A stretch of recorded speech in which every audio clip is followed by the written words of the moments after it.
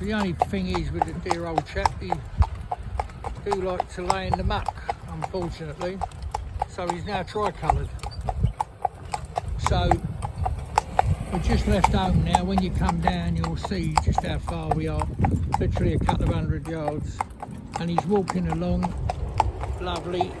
He's got just my thumb and forefinger driving him, you know, so I'll kick them up there and you can see.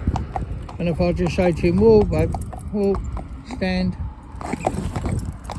Whoa babe, whoa, stand. So you see that little jump there, when he just jumped forward, that's the britching, where he's not used to having britching on, yeah? But I mean, you know, he's getting better. So what you do, you start him off with just touching it. But what we've got it on, if you look at it, it's quite loose and it's quite low. Now, why would I do that? It's only just a precaution. Say something broke and your britching hung down a bit, yeah? If the horse has never felt it there, it could have a bad reaction to it. And obviously that's, you know, the end that kicks, if you like. So that's what we do. So it's quite sloppy, the britching. It's not tightened up as it should be. But he's just going up there absolutely lovely. If I just bring him over here a bit so you can see. All he's got is his soft piece of rubber. And if you look at him, you can see when you can't see that buckle, the buckle disappears like then, you know, like then. From your sight line, his face is dead flat at the front, which is where you want it to be. So the bit is hanging in his mouth as opposed to going like a camel and pulling on his back teeth. Yeah. So it's taken quite a bit of time to get him like this and nice and peaceful and quiet. Yeah. Because all he knows is to get on. Now, when you see him and you said you drove him in like that, I'm not saying the man's a lovely man, maybe. I'm not saying anything about him at all. But his normal way of going would be in quick-hitch harness, a little low-seated thing, light as a feather, nothing to pull, yeah? And all them things have got to be taught to him, and he's got to do it in this lovely, calm, sensible manner like you can see now. Now, he's got his ears back at me because she's listening to me because I'm talking to you. So he's going really nice. If I've got to do an emergency stop, you know, I'll show you in a minute, like different emergency stops. But so we're going to take him to what we call a jig. It's no faster than a walk. The whole purpose of doing it is to get the communication, and he's doing what I asked him to do. It has no purpose, there's no gain to it at all. Unless you're in the show ring and you don't want to walk round the outside, but the other vehicles are slowing you up. You might come in a little bit and just jig jog so your horse is still moving nice. If I say to him now, jig, jig, he'll come real slow, look, watch. Steady, steady, lovely arch neck, real slow, trot, jig, jig, jig, jig, jig, jig, jig, jig, jig, jig, jig, jig, trot. Then you've got trot on. Now I want to stop coming down this hill to just watch this. Oh! Stand still, baby. Walk. Walk.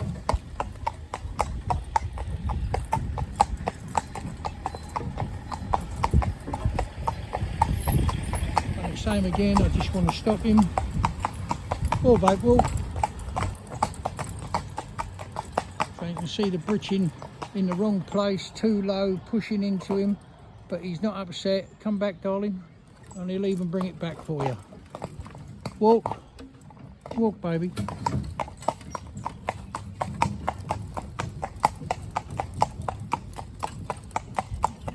So, you know, we're pleased with his progress. When you look at the films before, when he'd pull a big four-wheeler along with all four brakes on, because he's had to get used to pulling weight, because he never probably has pulled any weight much. just a little two-wheeler. I might be wrong, but most of the time he would have spent in a two-wheeler. So when he's got weight to pull, he's got to use different muscles. And he's not pulling himself along on his front feet. He's got to get his quarters under him and get the power from where it is behind the horse. You know, if I say to him now, trot babe, just go away at a nice trot like that. I'm not hanging on his mouth. Look, I just pulled my hands forward to show you. Thumb and forefinger, that's all.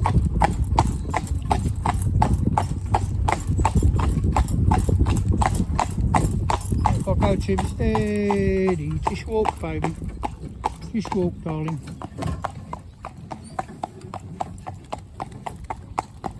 The other thing I want you to notice is not only is the britching low, but it's very, very slack. Way too much room in it. So when you stop him, he gets a bump up the bum like that, you know. You can see how slack the trace are. Come back, darling baby. Come back, my little boy. Come back. There's your sugar. Walk, darling. So that's all part of the training we do. Because if anything happened, you know, anything can break, any strap, with biofane or leather. Very rarely biofane will. You didn't do something up properly, you missed the point. Anyone can do it, you know, so you might just, you know, do something wrong. We don't want him to panic if it's in the wrong way. If you look here at this, what Ree's done purposely is she's put the britching strap through the ring, so it keeps pricking him in the side of the leg. Can you see? It's just like that. So it's a little bit irritating. Now, we say, well, why do you want to irritate horse? Because if you happen to do that, you don't want him to get, you know, get him irritated and swish his tail. You want him to accept it. It's not hurting him, it's not scratching him, it's not digging him, but it's like someone tickling your neck or something, or, you know, like that, or the top of your arm. You can feel it, and it would be, oh, you get on my nerves, stop doing it, you know, that type of thing. Also, if you have a look, we've turned his mane both sides, and underneath the pad, yeah, the yoke that holds the breast collar up, all that hair is knotted up in there. Can you see? You can see the bit this way, a bit that way. Why do we do that? Well, sometimes when you put the harness on, it looks like it's laying flat, but you've got a big ball of hair underneath it. That ball of hair is uncomfortable, yeah? He's got mane this side, mane that side. He's got it all caught up. I mean, we've done it on purpose to show you that the silly little mistakes that everybody makes, well, they're not silly, you know, it's just mistakes. We make them, everybody does. But we want him to tolerate them mistakes, you know, and not get uptight about them. And he's in a completely, using different muscles, he's pushing his body weight. Horse never pulled a cart. Don't pull a cart. If you pulled a cart, you tie it on his tail. I mean, quite seriously, I don't mean to be facetious when I say that, but you would tie it on his tail if you pulled a cart. Well, he's pushing a collar forward with his body weight. And he's learnt now, even with this big vehicle, which is much bigger than anything you'll have, yeah, that he just takes it forward nicely, yeah. He just takes it forward by laying his body weight on there, or laying as much as his body weight is required to keep it rolling forward. So very, very happy with him. He's coming on nice. You're coming down after the 16th. That will be great. You can come out, drive him, and like that. I want to talk to you about the vehicle you're going to use, a two-wheeler. Again, it wouldn't be my choice for him, only because of the hills you've got, etc, etc. If the poor little fella's sliding downhill, you know, I know I maybe sound like, but I've got to go to the extremes of things so that if something extreme happens, he can cope with it.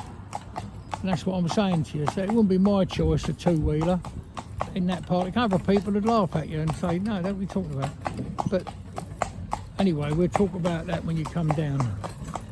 But and I wouldn't put the four-wheeler on him, but for the same reason, because it would just become a sledge going down. If ever you went across some grass or up a green lane or that type of thing, or even owned of your own land, it would just become a sledge. It would just slide. Hello, how are you? Lovely to see you. So he's just going along here nice, and if I just say to him, trot babe, trot, and go along there lovely at a little working trot, nice and steady and light, not getting on or anything like that. The reine's floppy and loose, you can see there, nice and loose and floppy, and he's happy. And remember, please don't think I'm not preaching at all, but he ain't got a big lump of Liverpool and a curved chain and or a piece of iron in his mouth of any description. He's got a soft piece of bendy rubber, and that there's lovely. You've got kiddies calling out on the school field there. Yeah, didn't have any effect on him. Before he made him jump that, he'd have been a little bit, what's that, be very aware of what's going on. And if you say to me, why is he like that on his quarters? Because he's been smacked on the quarters. That's what's happened to him. I've got no way of proving what I say, but that's what I believe. He's been smacked on the quarters.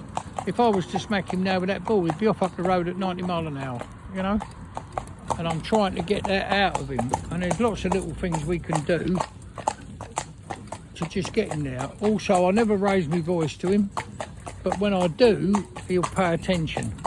So I try and sit here calm and quiet and relaxed, so he stays the same way, calm, quiet and relaxed. But just a soft piece of rubber, well, I'm real pleased with him. In fact, you can leave him here. Ree loves him.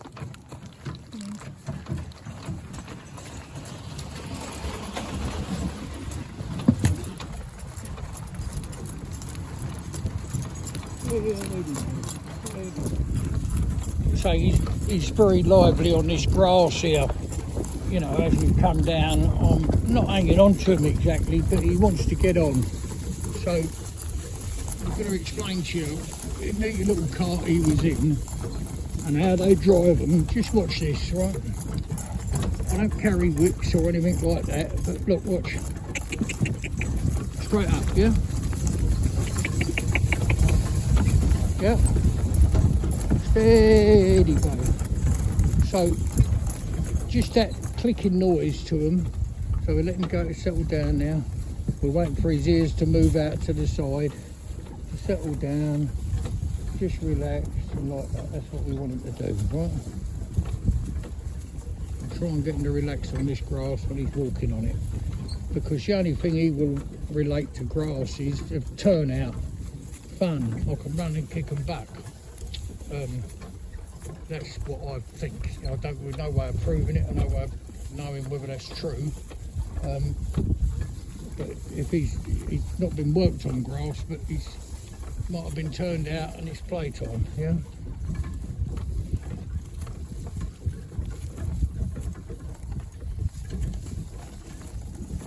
So you see, he's started to soften now.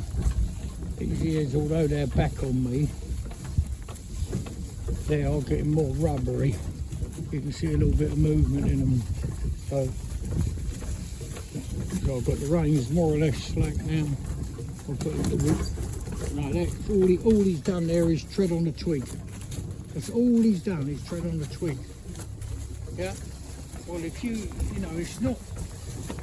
I'm not saying I'm the best driver in the world or all that nonsense, but I understand horses and this horse, you know, it's my job to understand that, you know, how his head ticks. So the slightest bit of noise behind him will set him off to get on, you know.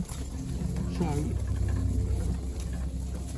if we was to do, if we had one thing they'll use is a Coca-Cola can, one of them drink cans.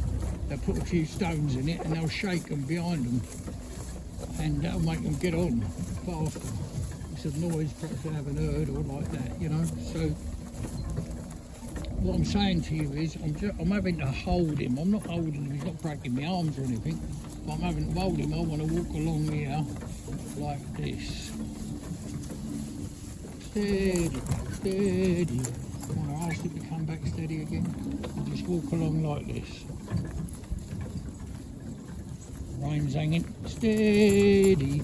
Not tell him off, not shout and scream at him and all that. Just tell him, just walk like that with a slack rein. I don't want you to hurry up. Steady, steady boy. Let me see him walking now. Just nice. I'm gonna just steady, baby, steady. Okay, so I'm not screaming and shouting at him, not birching him, not smacking him in the mouth. All he's got is a soft bit of rubber. Alright, so I've got to do this. I don't want to do this, but I've got to do this to prove my point so you understand, right? What I should do is shut up. Well, what I will do, I'll shut up for a minute and then we'll come back when his ears are soft.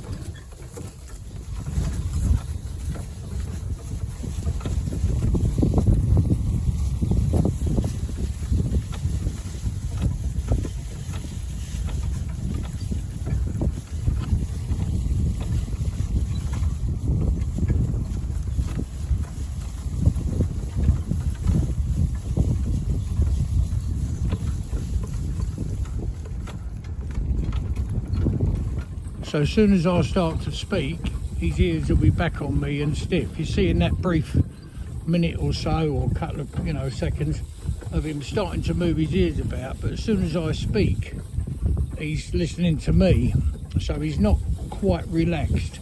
You see there also, when I wasn't speaking, I put the reins down on the dashboard and he never went forward on his own, yeah? He didn't go to trot on and then obviously the can's up. He didn't do that, you know. Now, I'm not saying he'd run away, I'm not saying that for one moment. I wouldn't know, but I wouldn't have thought so. So when he's just going like this, that's lovely. And you know, I can do it with just a thumb and forefinger. You know, I'm not hanging on, I can put the reins down. I've got to check him at the same time because he's only just started to learn this over this last hour or so, you know. So we haven't done any trotting, we've just walked up and down the field. You can see the tyre tracks where we was here a little while ago, and he's getting the hang of it, yeah. But with this dear little boy, you just got to go nice and steady. And I'm going to show you what I mean now, right? So if we make any noise like, hear that? Can you see that? Burst into life, steady baby. So that's the next thing we've got to do. We've got to make noises and we've got to touch him on his quarters, yeah. We've got to do that so that, you know, with one of our bumping sticks, that's the soft ball, and tap it on his bum as we're going until he takes no notice of it. So we want to be able to get that so that we can tap him on his bum, he doesn't take any notice. And look, he's such a good workhorse. Can you see? Look, we can go up this slope here. This is not easy. This is a big cart, bigger than you'll ever have. And I just think that's... So as we come over these little branches and like that, like there's a twig here, you know, I don't know if it'll make a noise. See that? Little, just a tiny noise. I mean, it's nothing at all. And straight away he's ready to take off. Yeah, not take off and run away and kick your cart or anything like that. I'm not saying he'd do that. I'm just saying he's used to a noise behind him to make him go. shake a tin full of stones, smack him with a whip, crack the whip, shout at him. You know, if I was to shout at him now, he'd be off at 90 miles an hour. But, you know, I will do that because I'll have to do it. We'll have to have on here, we'll have to, like, for instance, if I bang my foot down on here now, like this, yeah, see, straight away he reacts to that. If I do this now on this dashboard, right,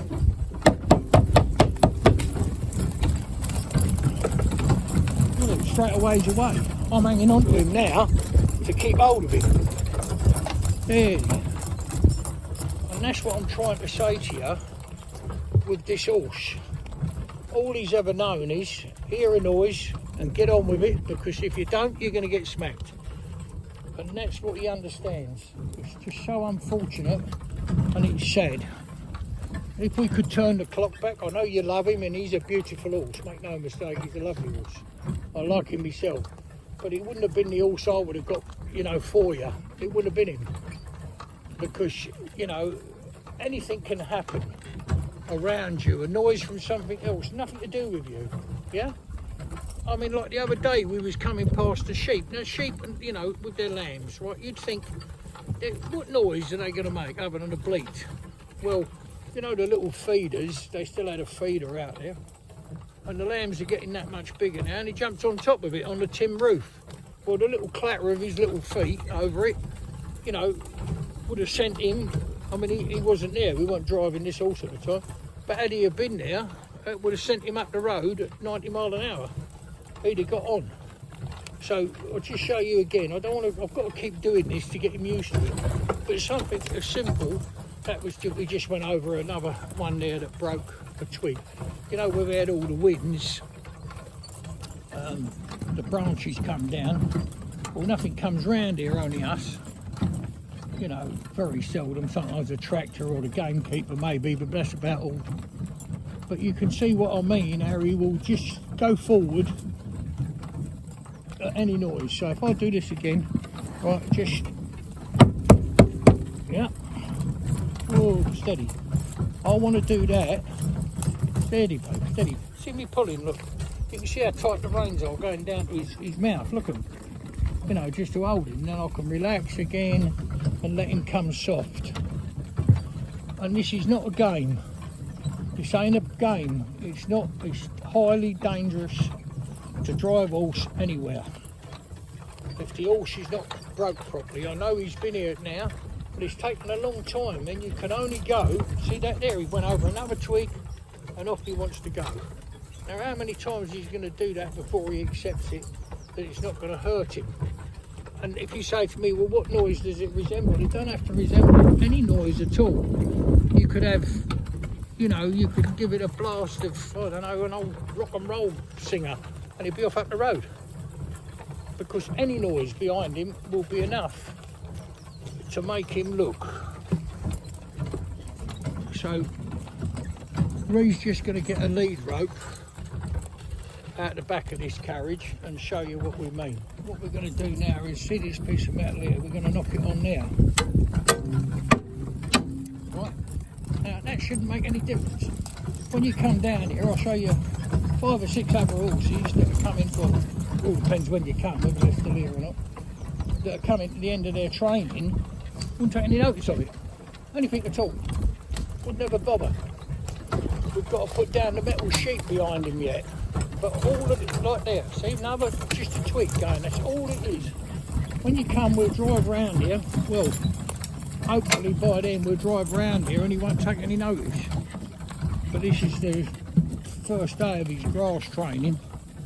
And these things are unnerving, you know, silly little noises. I'm not saying that, you know, I just want to make sure that you're aware of everything, so you're conscious of it, you're looking out for it.